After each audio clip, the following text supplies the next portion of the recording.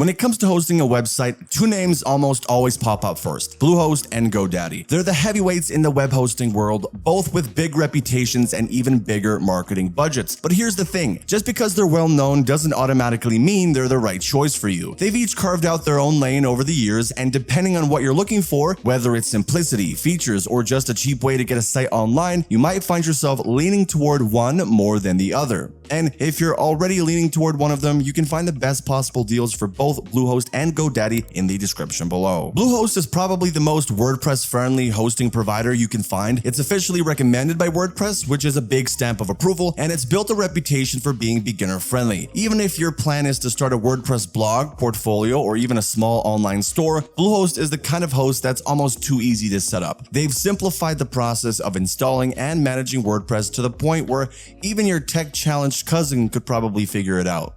On the other side of the ring, you've got GoDaddy, a company that basically built its empire on domain registrations. For years, GoDaddy was the place to buy your domain name, and it still is for a lot of people. Over time, they've expanded into hosting, website building, and even business tools like email marketing and bookkeeping. They're less about perfecting one thing and more about giving you an entire toolbox to run your online store. So where do the differences really kick in? The first place most people notice is ease of use. Bluehost keeps things clean and straightforward, their dashboard isn't overloaded with options, and when you're setting up WordPress, it's basically a one-click install. If you're new to websites and just want to hit the ground running without second-guessing every menu option, Bluehost feels like a breath of fresh air.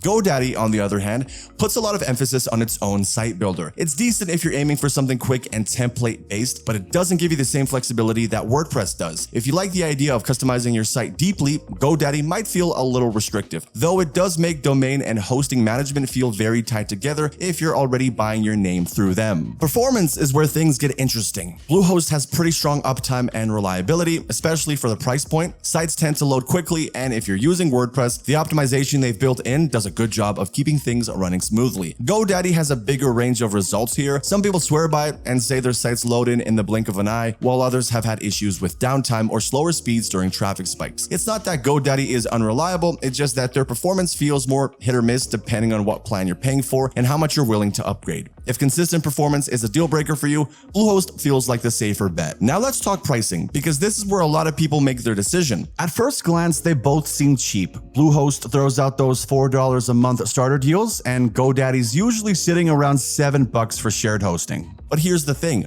those low rates don't last forever. Once your first term is up, renewal pricing can jump significantly. Bluehost is a little more transparent here, but you'll still want to check the fine print. GoDaddy is notorious for upselling everything from backups to emails to security, and it all gets added on as extras. So while the base price might look appealing, you might find yourself paying more than expected once you realize what's missing from the starter package. The key is not to just look at the first bill, but to think about what it's going to cost you in 2 or 3 years when renewal hits. Features and tools are where their personalities really show. Bluehost sticks close to WordPress with their integration, automatic updates, free SSL certificates, and enough storage to handle most small to medium sites. It's not flashy, but it's reliable. You get what you need without being bombarded by dozens of optional add-ons. GoDaddy takes the opposite approach. They give you access to a huge ecosystem. Need a domain? They've got you. Want email hosting? They'll sell you Microsoft 365 integration. Interested in marketing tools or bookkeeping software? Yes, they've got those too. It's the one-stop shop for building not just a site, but an entire business presence online.